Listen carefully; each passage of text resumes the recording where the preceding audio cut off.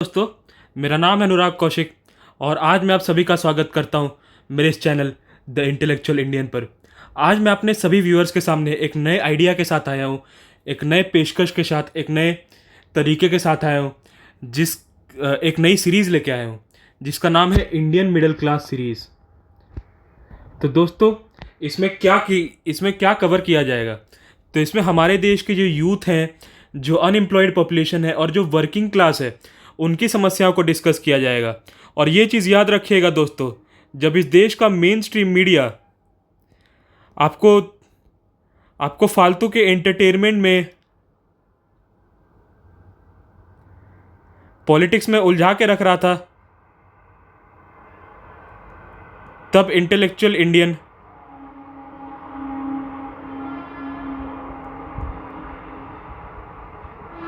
इस देश की मिडिल क्लास की समस्याएं लेके आ रहा था, इस देश की मिडिल क्लास की समस्याओं को डिस्कस कर रहा था।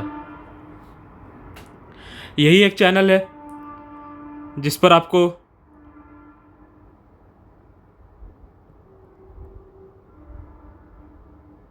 कॉमन मैन के प्रॉब्लम्स डिस्कस होते हुए दिखेंगे दोस्तों, जो कि मेन स्ट्रीम मीडिया ने आज के डेट में छुपा के रखी है। तो आइए बताता हूं कि आज किन किन समस्याओं पर डिस्कशन होगा। तो सबसे पहला डिस्कशन होगा दोस्तों ethanol blending in India. Recently 5 जून को E85 लाने की बात की गई है। उसके अभी रिसेंटली गडकरी जी बोल रहे हैं कि E100 के लिए अप्रूवल रेडी है, E100 को लीगलाइज किया जाएगा। तो उस पर बात करेंगे कि इथेनॉल ब्लेंडिंग क्या है और क्या जिस तरह से सरकार इसका हवा बना रही है कि इससे फ़ायदे मिलेंगे, इससे हमारे देश के पॉपुलेशन को इम्प्रूवमेंट होगा, इससे हमारा एनर्जी डिपेंडेंसी इंप्रूव होगा। तो क्या ये चीज़ इसमें इस चीज़ में कितनी सच्चाई है और कितनी रियलिटी है, इस चीज़ पर हम डिस्कस करेंगे। फिर दूसरा चीज, are the ATMs are running out of cash. क्या हमारे देश के एटीएम कैश के बाहर जा रहे हैं? क्या हमारे देश के एटीएम्स पे कैश की कमी हो रही है, या हमारे देश के एटीएम्स क्राइसिस फेस कर रहे हैं? इस चीज़ पर डिस्कस करना बहुत ज़रूरी है, क्योंकि रिसेंट टाइम में अब देखेंगे तो बहुत से एटीएम बंद हो चुके हैं, या जब हम एटीएम से कैश निकालने जाते हैं तो कैश अवेलेबल नहीं होता है। ये चीज़ें आपने रिसेंट टाइम में बहुत ज़्यादा फेस किया होगा, तो इस पर डिस्कस करना भी बहुत ज़रूरी है दोस्तों।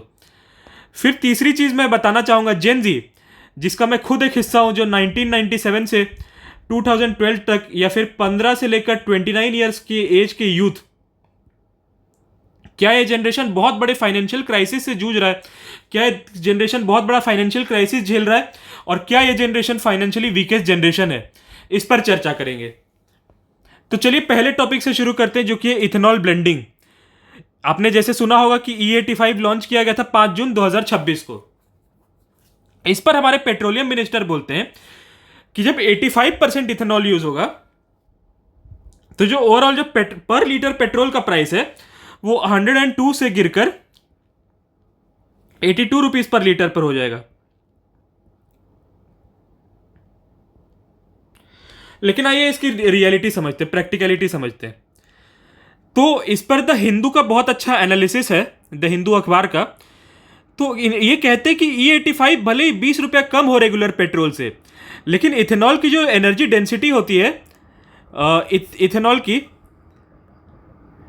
वो 24 मेगा जूल पर लीटर होती है, और नॉर्मल पेट्रोल की होती है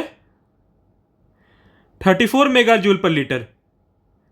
मतलब इथेनॉल की एनर्जी डेंसिटी कहीं ना कहीं 25 से 30% कम एफिशिएंट रहती है। तो यही चीज हिंदू में कहा गया है कि जो E85 कंपैटिबल व्हीकल्स रहेंगे, जिसमें 85% इथेनॉल यूज होगा, उनमें अपने आप 25 से 35% फ्यूल एफिशिएंसी कम रहेगी, जो कि एक नॉर्मल व्हीकल या जो प्रेजेंट में E20 व्हीकल्स जो चलते हैं उनके मुकाबले। तो चलिए इसके पूरे टेबल को एक स्टैंडर्ड तरीके से समझते हैं। तो E20 जो आज के डेट में 15 किलोमीटर पर लीटर का माइलेज दे रहा है, जो 102 रुपये पर लीटर पे पेट्रोल मिलता है, तो पर किलोमीटर कॉस्ट आपको मिलता है 6.81 रुपीज़। लेकिन जब E85 यूज़ होने लगेगा तो पेट्रोल का दाम गिर के हो जाएगा 10.5 से लेकर 11.25 का माइलेज हो जाएगा, जो 15 किलोमीटर का माइलेज है, और 10.5 से 11.25 का माइलेज हो जाएगा। और अगर पेट्रोल का प्राइस गिरता है तो पर किलोमीटर प्राइस आपको ओवरऑल ज़्यादा ही मिलेगा as a consumer, as a end product, as a middle class. तो अगर हम देखें, जब ओवरऑल व्हीकल की एफिशिएंसी ही कम हो जाएगी, व्हीकल का माइलेज ही कम हो जाएगा, तो जो आपको जो पर किलोमीटर कॉस्ट पे करना पड़ा था ज्यादा ही पे करना पड़ेगा। तो असल समस्या वही है दोस्तों। सबसे बड़ी समस्या सबसे बड़ी समस्या इथेनॉल ब्लेंडिंग की वही है। फिर उसके बाद हमारे नितिन गडकरी जी बोलते हैं कि देश में एंटी नेशनल हो गए, इथेनॉल ब्लेंडिंग पर सवाल उठाते हैं। तो नीति आयोग की खुद की रिपोर्ट है इथेनॉल ब्लेंडिंग इन इंडिया पर, जिसमें E20 पर रिपोर्ट का निकाला गया था 2021 में ही, जिसमें कहा गया था कि अगर हम E20 यूज करते हैं तो फ्यूल एफिशिएंसी माइलेज जो है वो 6 to 7% कम हो जाता है फोर व्हीलर्स में, जो कि नॉर्मल व्हीकल्स है जो कि इथेनॉल ब्लेंडिंग के लिए डिजाइन नहीं होते, और जो E10 के लिए डिजाइन होते हैं उनमें 3 से 4% कम कम फ्यूल एफिशिएंसी दिखने मिलता है। तो अगर हम ओवरऑल देखें तो 6 से 7% स्टैंडर्ड कंडीशंस पर, क्योंकि जब इस तरह के टेस्ट किए जाते तो ये काफी स्टैंडर्ड और टेम्परेचर मेंटेन कंडीशंस पर किए जाते हैं, लेकिन जब ऑन रोड अगर हम देखें तो माइलेज की एफिशिएंसी और कम देखने मिलेगी। तो जब खुद सरकार की रिपोर्ट करेगी E20 में 6 से 7% फ्यूल एफिशिएंसी कम होगा, तो E85 की तो दोस्तों क्या ही बात करें। फिलहाल E85 का स्टेटस ये है कि आज की डेट में 550 पंप्स पर अवेलेबल है, और 2026 तक इसे 500 पंप्स पर अवेलेबल किया जाएगा, और 27 तक इसे 5000 पंप्स तक अवेलेबल किया जाएगा। मतलब हर गाड़ी में इथेनॉल ब्लेंडिंग होगी दोस्तों। हमें कहा जा रहा है कि हमें फ्लेक्स फ्यूल व्हीकल्स अडॉप्ट करना चाहिए, लेकिन आपकी गाड़ी के माइलेज के बारे में कोई बात नहीं कर रहा है। मैं इस चीज से हैरान भी नहीं हूँ कि मेन स्ट्रीम मीडिया में आपको इथेनॉल ब्लेंडिंग के फायदे गिनाए जाएंगे, और गिनाए जाएंगे कि माइलेज कम भी हुआ तो क्या दिक्कत है, हर 5 साल में नई गाड़ी खरीद लो, हर 6 साल में नई गाड़ी खरीद लो, ये पुरानी गाड़ियां रखने का फायदा ही क्या है। आप ये चीज मेरी नोट करके रखिएगा दोस्तों, मार्क करके रखिएगा कि ये चीज मेन स्ट्रीम मीडिया में डिस्कस होने लग जाएगी कुछ दिनों में। फिर उसके बाद दूसरा इशू डिस्कस करते हैं, क्या हमारे भारत के एटीएम कैश की कमी झेल रहे हैं। तो अगर हम समझे तो इस चीज में कोई डाउट नहीं है, किसी भी तरह का शक नहीं है कि इंडिया ने हाईएस्ट डिजिटल पेमेंट्स का रिकॉर्ड अचीव किया है वर्ल्ड वाइड।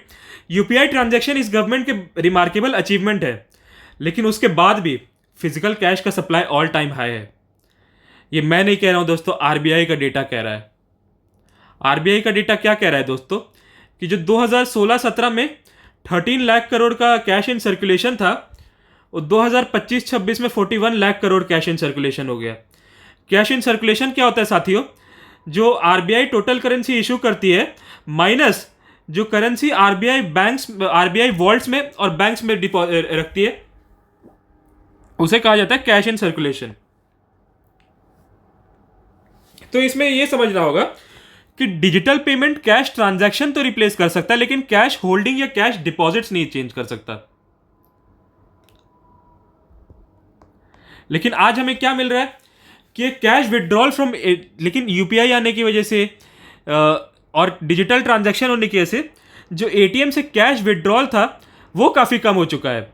जो 2022-23 में 32 लाख करोड़ का कैश विड्रॉल था, वो आज 25-26 में 28.6 लाख करोड़ का कैश विड्रॉल हो गया है। और इसी की वजह से नंबर ऑफ एटीएम्स जो 2022-23 में 2.19 लाख फंक्शनल एटीएम्स थे, वो आज 2025-26 में 2.09 लाख फंक्शनल एटीएम्स रह चुके हैं। मतलब देश में 10,000 एटीएम्स जो हैं वो खत्म हो चुके हैं, नॉन फंक्शनल हो चुके हैं। तो पॉइंट वही है कि यूपीआई कैश ट्रांजैक्शन को तो एलिमिनेट कर देगा, लेकिन कैश डिपॉजिट को नहीं, जिसकी वजह से एटीएम से कैश विड्रॉल कम होने की वजह से जो एटीएम को मेंटेनेंस का कॉस्ट है वो बढ़ रहा है और उनकी प्रॉफिटेबिलिटी कम घट रही है। लेकिन एटीएम आज भी मैटर करता है हमारी इकोनॉमी में, क्योंकि आज भी बहुत सारे ग्रुप कैश के डिपॉजिट्स पर और कैश पर रिलाय करते हैं। चलिए अब द हिंदू बिजनेस लाइन की पर ही इस चीज़ पर डिस्कस किया गया है, जो मैंने डेटा कोट किया और जो मैंने ओवरऑल जो फिगर्स कोट किए थे। तो दोस्तों मैं जितनी ही बात करता हूँ एकदम फैक्ट पर, एकदम सटीक टू दिस पॉइंट बात करता हूँ, ना कि किसी चीज़ को एग्जैजरेट करते हुए या किसी भी चीज़ को ज़्यादा या कम बताते हुए। अब सबसे इंपॉर्टेंट पॉइंट पर आते हैं दोस्तों, क्या इंडिया का जेन जी देश का सबसे फाइनेंशियली वीकेस्ट जनरेशन है? जेनजी क्या होता है दोस्तों? जेनजी का टर्म हमने सोशल मीडिया पे बहुत सुना है। तो जेनजी एक ऐसी जनरेशन है जो कि 1997 से लेकर 2012 के बीच में बॉर्न हुआ है। ये जनरेशन ऐसा जनरेशन है जिसे सबसे ज़्यादा टेक्नोलॉजी का एक्सपोजर मिला है, जिसे सबसे ज़्यादा क्वालिटी एजुकेशन का एक्सपोजर मिला है, जो सबसे ज़्यादा स्किल्ड और एजुकेटेड जनरेशन है। लेकिन अगर हम इनकी प्रॉब्लम्स देखें तो हमें समझ में आता है कि 2019 से लेकर 2026 तक 53% प्रॉपर्टी की प्राइस में इंक्रीज हुआ है, लेकिन जो एनुअल सैलरी ग्रोथ है वो सिर्फ 8 to 10% ग्रोथ ग्रोथ दिखने मिली है। आज के डेट में देखें तो मुंबई में जो ईएमआई है वो 47% स्टैंड करता है हाउस होल्ड इनकम के। मतलब जितना आपका मंथली इनकम है उसका 47% आपको ईएमआई चुकाने में चले जा रहा है। और ईएमआई के बारे में बहुत सारे फाइनेंशियल एक्सपर्ट्स का कहना है कि अगर ईएमआई 30% से ज़्यादा हो तो buying a house is not profitable, बहुत ज़्यादा प्रॉब्लमेटिक हो जाता है। अगर हम प्रॉपर्टी के रेट्स देखें मुंबई में तो 2019 में 5,600 स्क्वायर फीट का रेट था मुंबई में, जो कि 2024 में 8,600 स्क्वायर फीट हो चुका है।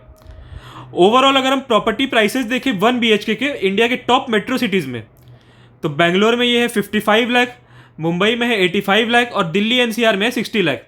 ये दोस्तों है कोई पॉश एरिया या हाईली अर्बनाइज्ड एरियाज की बात नहीं कर रहा हूँ। ये मैं एवरेज एरिया या एवरेज टाउन्स एवरेज एरिया या जो एवरेज अर्बन एरियाज होते हैं वहाँ की बात कर रहा हूँ। मैं जो पॉश एरियाज होते हैं जैसे साउथ मुंबई या फिर बैंगलोर में जयानगर है, इन सब जगह की बात ही नहीं कर रहा हूँ।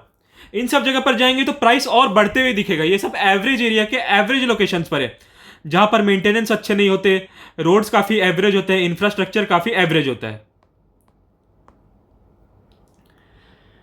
तो उसके बाद अगर हम देखें तो इंडिया में आज के डेट में 26 ईयर का youth on an average 8 to 10 LPA कमाता है, ग्रेजुएटेड यूथ। और अगर आज के डेट में अगर आपको घर खरीदना है तो 10 to 20% डाउन पेमेंट करना पड़ेगा, जो कि सैलरी से भी ज़्यादा है। अगर 55% का 20% देखे तो 11 लाख, 85% का देखे तो 17 लाख, 60% का देखे तो 12 लाख। तो आपको वन टाइम की डाउन पेमेंट ही 10 से 12 लाख करना पड़ेगा, जो कि आपकी ईयरली सैलरी से ज़्यादा है। मंथली ईएमआई 50,000 से 50,000 से 65,000 जा रहा है।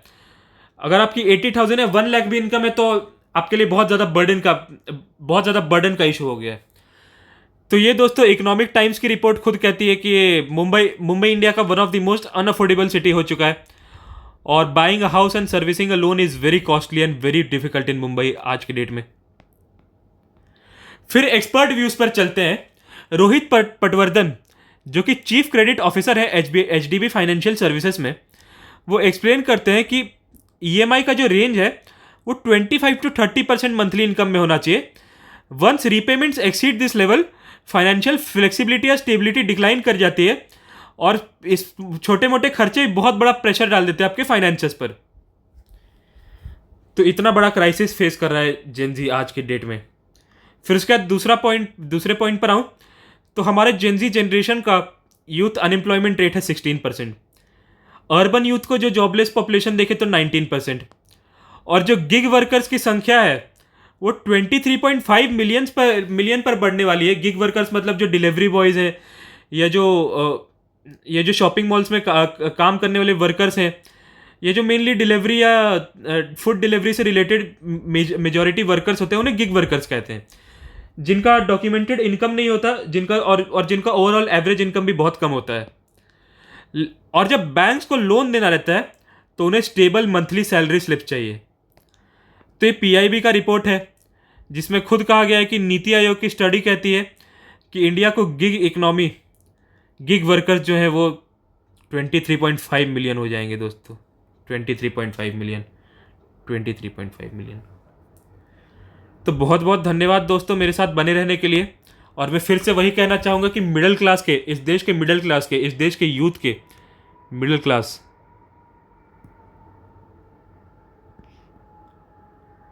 वो आपको इसी चैनल पे मिलेंगे।